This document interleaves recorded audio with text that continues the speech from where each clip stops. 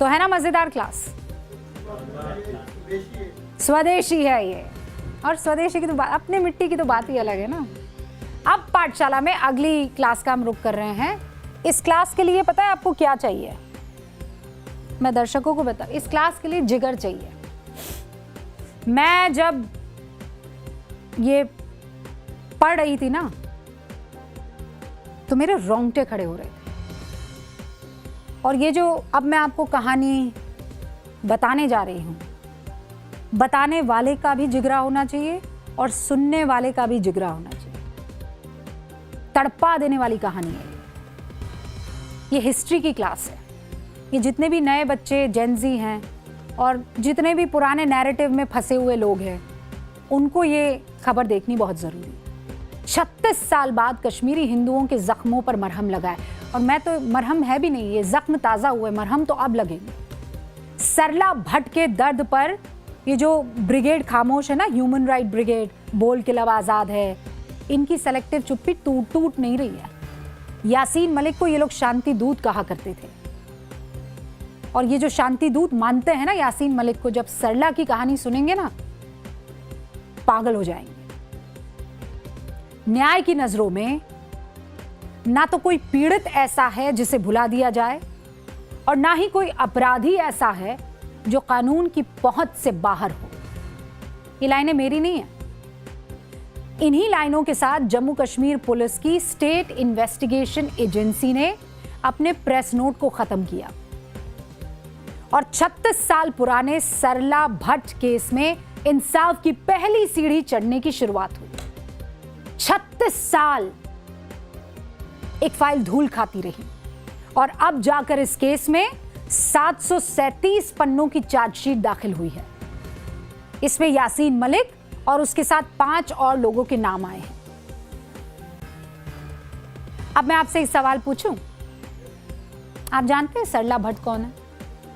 सच बताना। नहीं?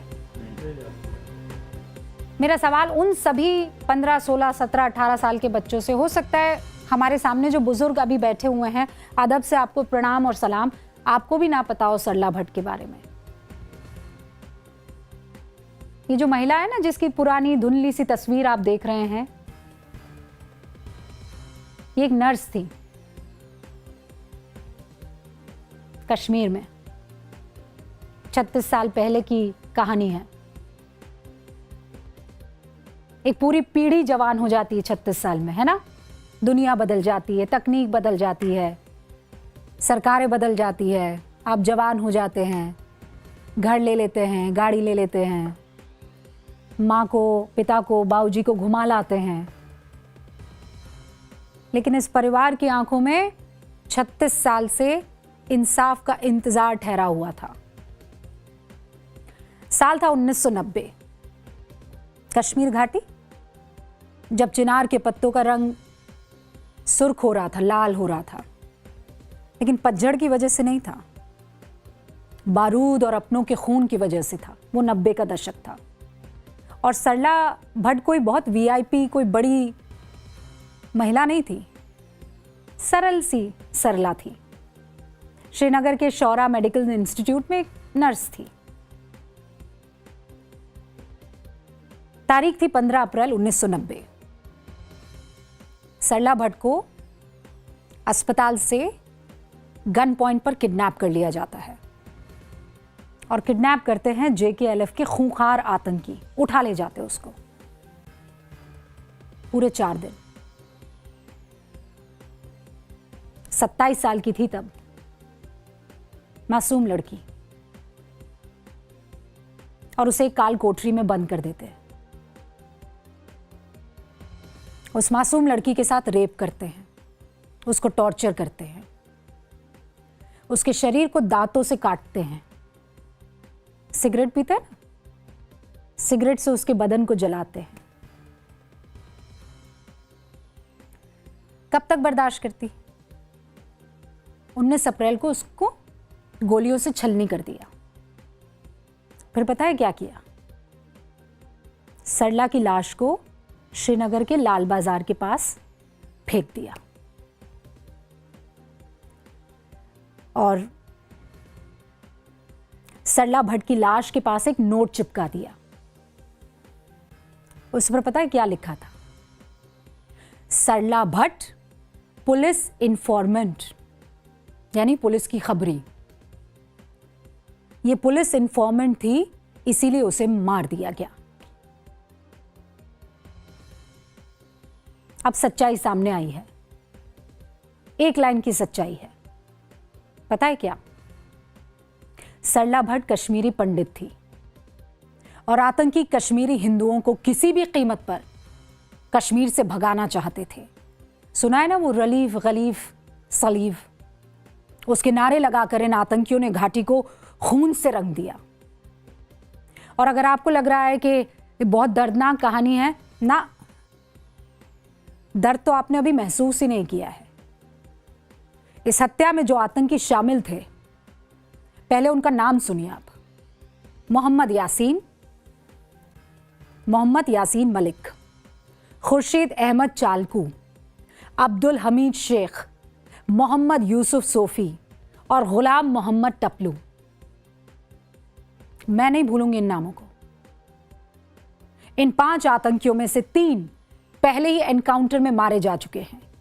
एक आतंकी फरार है और इस गुनाह का मास्टरमाइंड यासीन मलिक तिहाड़ जेल में बंद है। यह वही यासीन मलिक है जिस आतंकी को यूपीए सरकार के दौर में शांति का मसीहा बनाकर पेश करने की घिनौनी कोशिश की गई।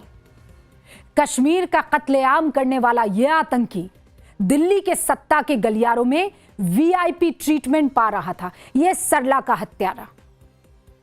यह तस्वीर कौन भूल सकता है?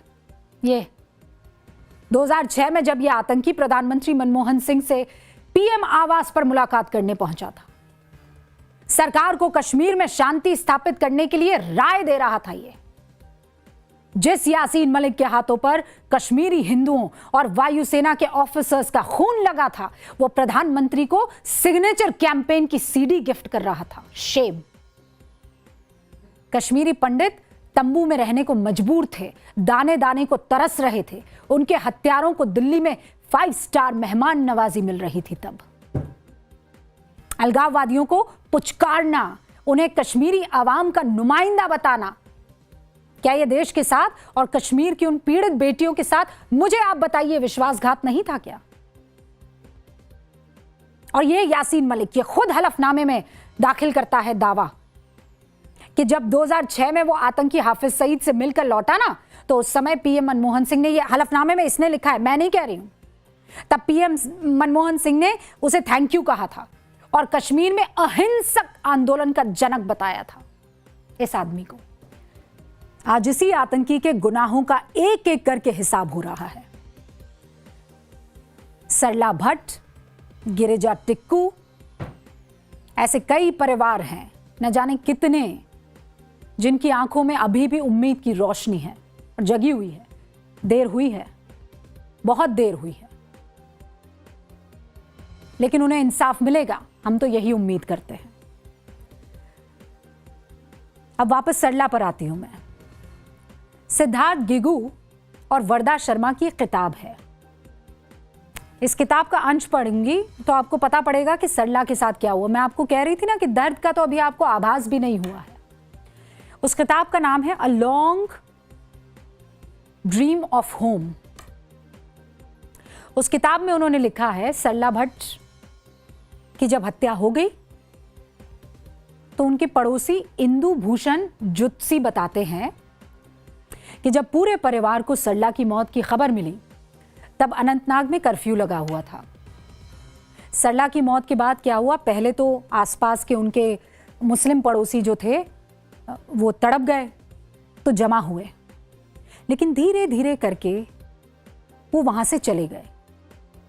और सरला भट्ट के पिता, उनका नाम है शंभूनाथ, शंभूनाथ और उनके परिवार वाले अकेले रह गए। उनके अगल बगल अब कोई नहीं था, कोई पड़ोसी, कोई नहीं। ये सिग्नल था कि अगर इस कश्मीरी हिंदू परिवार पर अटैक होता है तो कोई मदद के लिए आगे नहीं आएगा, वरना उसका हश्र भी ऐसा ही होगा। फिर रात के 10 बज जाते हैं इंतजार करते करते। सरला की लाश परिवार को सौंप दी जाती है।